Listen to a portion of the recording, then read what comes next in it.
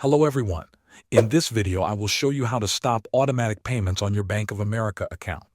Start by opening the Bank of America mobile app or going to the website and signing into your account. Once you are on the home page, look for the button that says Payments and Transfers or simply Payments. Tap on that option to continue. After that, select Bill Pay. This will take you to the section where all your saved billers and payment settings are located.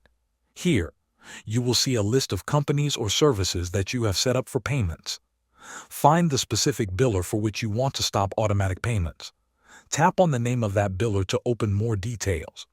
Once you are inside, look for an option like Edit Autopay, Manage Autopay, or Cancel Autopay. Tap on it to view the current settings. Now choose the option to cancel or turn off autopay. Follow the prompts on the screen and confirm your selection. Make sure you read any confirmation message so you know the change has been applied.